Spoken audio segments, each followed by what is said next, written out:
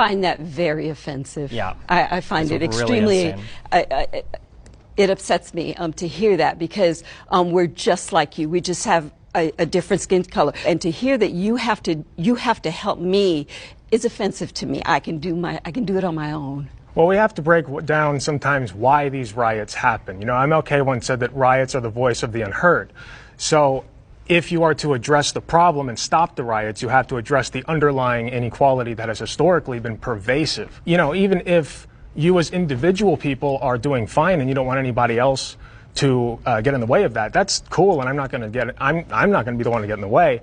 But the disparities are undeniable. So if you take pride in having like a white savior complex, what is it that you think that you're doing to save black people, and what is it that you think that you're saving black people from? I am trying to make the world a better place through whatever means I can. But you're doing it on the backs of us. I wouldn't say so. Yeah, I actually do. I feel like you want to be a savior and you're using me to make yourself feel good. That's what I'm How hearing. am I hurting you? You're not letting me have my own voice. You're not letting me speak. How? You're speaking now? No, You're cutting her off. Yeah.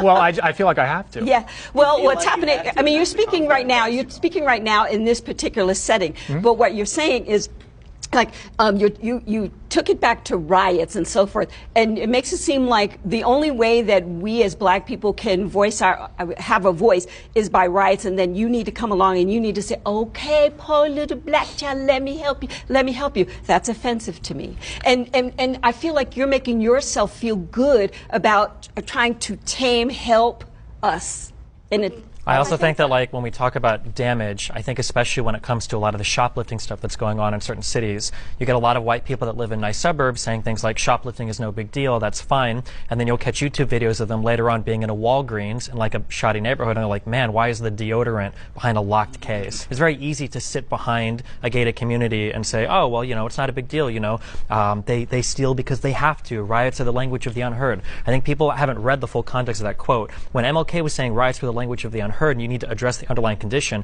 he wasn't condoning the rioting, he was just understanding it. Obviously there are a bunch of white people that feel they need to be a savior, but I think there's a difference between helping and saving. Like, I don't think I will need to save black people, but I would tremendously love to help and make sure everyone has like equal outcome, or not equal outcome, but at least equal opportunity, which in my opinion I feel we do not have